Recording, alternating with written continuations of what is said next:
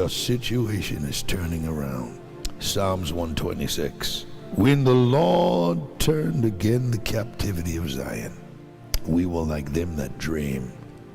This group of people in the Psalm said when God came through for them, because they had been in that bondage for such a long time, when God gave them the breakthrough, when God stepped in and finally answered their prayer and turned their situation around, it was almost like they were dreaming. The breakthrough was so phenomenal. It was so fantastic. It was so awesome what God did for them.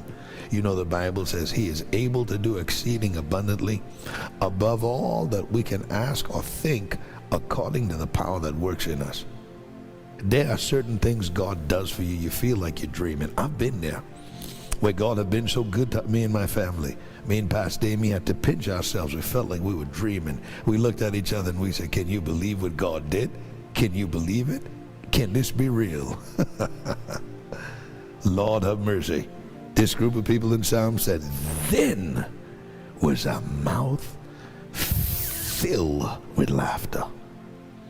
The Bible says a merry heart does good like a medicine. Then was our mouth filled with laughter and our tongue with singing.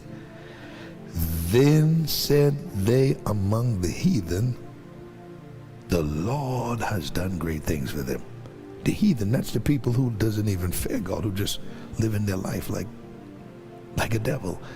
Even those people would say, wait a minute here. This is none other than the hand of God. Even people who are against God will have to admit, wait a minute, only God could do something like this for his people. Lord have mercy. The Lord has done great things for us, whereof we are glad. Turn again our captivity, O Lord, as the streams in the south. They that sow in tares shall reap in joy. You might have been crying because of the situations that you went through. And in the midst of turmoil, you still did good. You still did good deeds to others. The psalmist said, they that sow in tares shall reap in joy. Oh, there's a time to weep, but there's a time to reap. There's a time to lose, but there's a time to gain. There's a time to recover. There's a time to be restored. That's why the psalmist said, he restores my soul. The book of Joel said, God will restore unto you the years that the caterpillar and the cankerworm has stolen. God knows how to help you even recover your years. He that goes forth and weepeth, bearing precious seed, shall doubtless come again, rejoicing, bringing his sheaves with him. That's the person who kept on doing good, who kept on walking with God, like a farmer who sows his seed and waits and knows that I sowed my seed, I plowed my ground, I put in the time. There's only a matter of time before the harvest comes, before the wheat comes, before the corn harvest comes, before the apple harvest, the orchard. Come on, somebody. We serve a good God.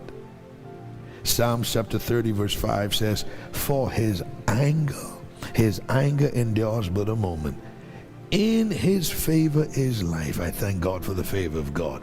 Weeping may endure for a night, but joy comes in the morning. The book of Nehemiah chapter 8 verse 10 says, for the joy of the Lord is our strength. There's that time where God steps in and that old season of weeping comes to a close, and now it's harvest time.